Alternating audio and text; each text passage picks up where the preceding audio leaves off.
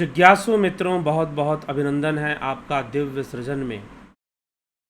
प्रत्येक दिवस की भांति यह लाइव चर्चा का कार्यक्रम, आध्यात्मिक चर्चा, दार्शनिक चर्चा जो हम इस समय करते हैं इस चैनल के माध्यम से, तो आज भी इसी चर्चा को हम आगे बढ़ाएंगे। और आज का जो विषय है वो बहुत महत्वपूर्ण है। विषय लिखा हुआ है, आप देख सकते हैं, पुनर्जन्म का विनाश। क्या अर्थ है पुनर्जन्म के विनाश का? पुनर्जन्म का विनाश, ऐसा कहने से क्या समझ में आता है? यह विदित है कि जीव जन्म लेता है, मृत्यु को प्राप्त होता है। पुनरपि जननम पुनरपि मरणम,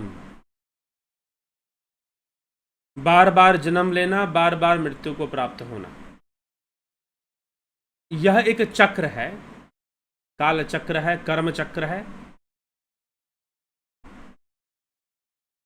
शरीर त्यागना और फिर जन्म लेना, कर्मों के कारण, संस्कारों के कारण जीव की यह गति बनी रहती है। पुनरपि जननम पुनरपि मरणम पुनरपि जननी जठरे शयनम। जीव की यह गति बनी रहती है कि वो संसार में आता है और बार बार जन्म लेता है। कई संतों ने कहा कि कई जन्म भय गजमीन मृग, कई जन्म भय कीट पतंगा। कई जन्मों में जीव गज मतलब हाथी की योनि में, मीन मछली, मृग, हिरण की योनि में, कई जन्म भय कीट पतंगा। कई जन्मों में यह जीव कीट पतंग भी बनता है। तो जीव के अनेकों जन्म होते हैं, वो अनेकों बार जन्मता है, मृत्यु को प्राप्त होता है। उसके कई पिछले जन्म होते हैं और इस जन्म के बाद भी दोबारा जन्म लेना बना रहता है। तो ये गति जीव की होती है और उसका एक संबंध अपने पिछले जन्म और अपने आने वाले जन्म से भी होता है। उसका संबंध अपने पिछले जन्म और आने वाले जन्म से भी उसका संबंध बनता है। लिंक बनता है, एक बंधन बनता है। तो यह जो बंधन है कर्मों का, बार बार जन्म लेना, पुनर्जन्म में फंसना, बार बार जन्म बारंबार पाया, मरण दुख हर बार झेला, पुनर्जन्मी जठर में या सुख दुखों का खेल खेला। सुख दुख का खेल खेलता है आदमी, बार बार जन्म लेता है। लेकिन ये बंधन, ये कहाँ से बना हुआ है? कर्मों से बना हुआ है, संस्कारों से बना हुआ है। कहते हैं कि जब जीव का मोक्ष हो जाता है, वह कैवल्य पद को प्राप्त कर लेता है, परमधाम को प्राप्त कर लेता है, तो उसका जन्म नहीं होता। वह दोबारा जन्म को प्राप्त नहीं हो सकता। फिर दोबारा जन्म को प्राप्त होना यह संभव नहीं रहता। फिर कि दोबारा से जन्म को प्राप्त किया जाए कब? जब जीव कैवल्य को प्राप्त कर लेता है, जब जीव मोक्ष को प्राप्त कर लेता है, तो ऐसा होता है कि उसका दोबारा जन्म नहीं होता।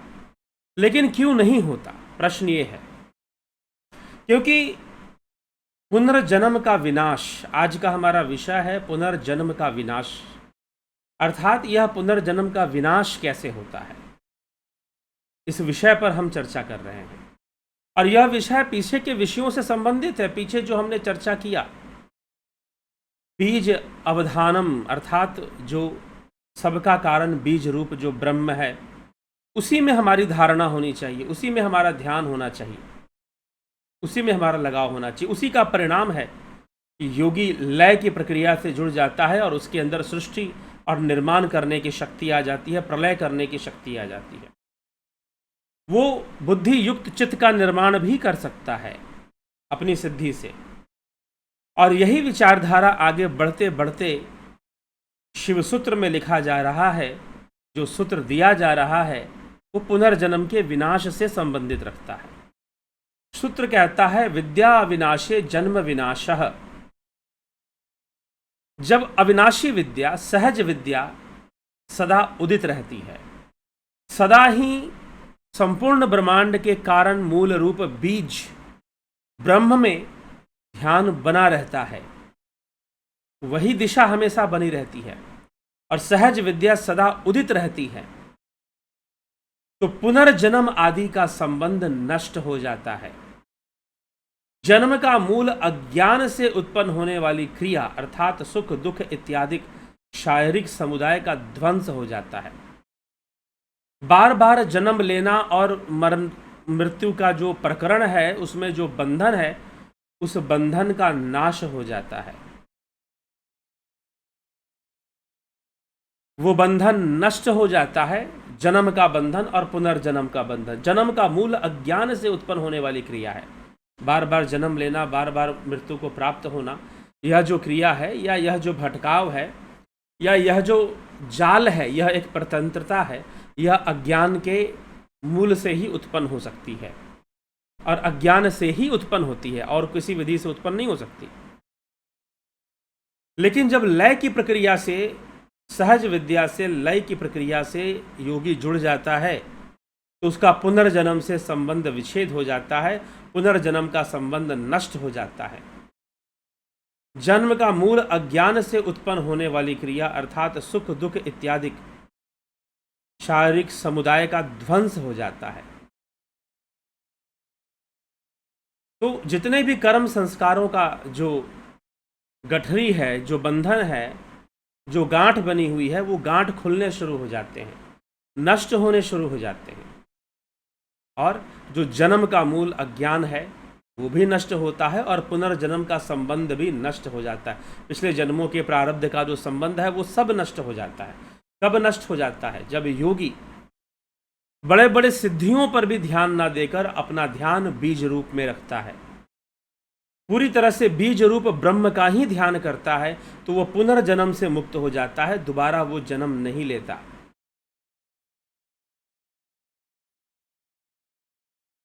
दोबारा उसका जन्म नहीं होता।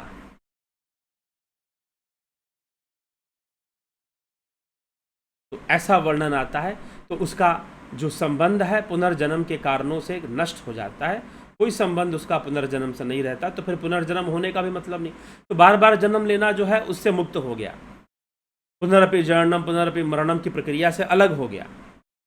इसी को कहा गया विद्या अविनाशय, मतलब सहज विद्या। जन्म विनाशय, जब सहज विद्या बनी रहती है और ब्रह्म में ध्यान रहता है, इस सिद्धियों उद्धियों को पार कर लेने के बाद भी ब्रह्म में ध्यान बना रहता है और विद्या अविनाशी होती है और उस अविनाशी विद्या से पुनर्जन्म का विनाश हो जाता है। तो हमें ऐसा विवेक रखना है, ऐसी समझ रखनी है कि पुनर्जन्म से संबंध विच्छेद मुक्ति के लिए, परमधाम प्राप्ति के लिए, मुक्ति के लिए, मोक्ष के लिए पुनर्जन्म से संबंध का तो विच्छेद होना जरूरी ही है।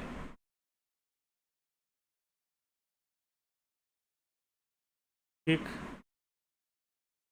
तो जिज्ञासुओं इसी प्रकार हमें ये पुनर्जन्म का विनाश का अर्थ क्या है हम सही से समझ पाएंगे।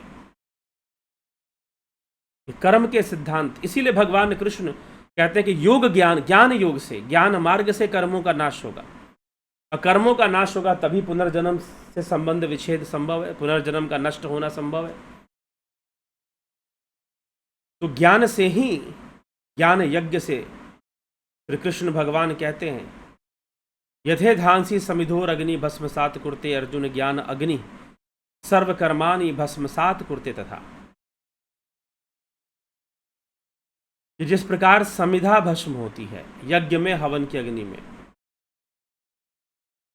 यथे धांसी समिधोर अग्नि, समिधा जैसे भस्मसात होती है वैसे ही ज्ञान अग्नि में जीव के सारे कर्म, उसके जो पिछले जन्म के कर्म, वो सब नष्ट होते हैं और इसमें वो कनेक्शन भी नष्ट हो जाता है जो बार बार हमें जन्म लेने के लिए विवश करता है। उस कनेक्शन से हम मुक्त हो जाते हैं। तो यही विषय हमें समझना है। यही विचार हमें इस विषय में कि पुनर्जन्म से विच्छेद तो निश्चित ही है, योग मार्ग से होना ही चाहिए, लेकिन होता कैसे ये बताया गया है। ये बताया गया है कि योगी स्नेह स्नेह साधना करते हुए, ध्यान योग करते हुए आगे बढ़ता है, फिर ऐसी अवस्था में पहुंचकर वो पुनर्जन्म से भी विच्छेद हो जाता है, अलग हो जाता है।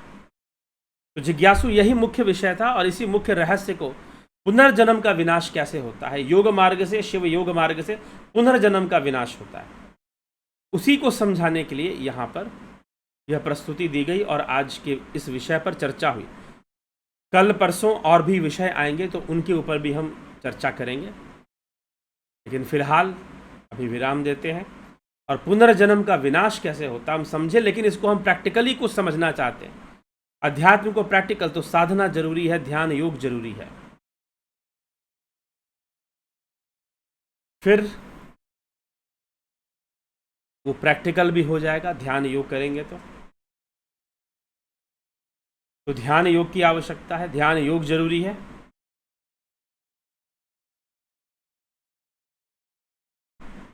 तो पुनर्जन्म का विनाश इसी प्रकार से हो पाएगा।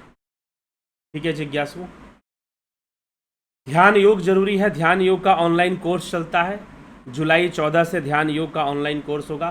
प्राकृतिक चिकित्सा का कोर्स भी शुरू होगा।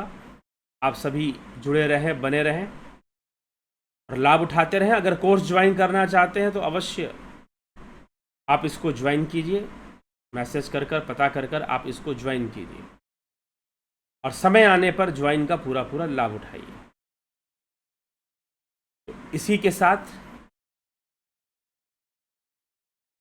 विचारों को यहाँ पर विराम देते, कल फिर मिलते हैं 9 बजे लाइव चर्चा में। बहुत बहुत आभार आप सभी का।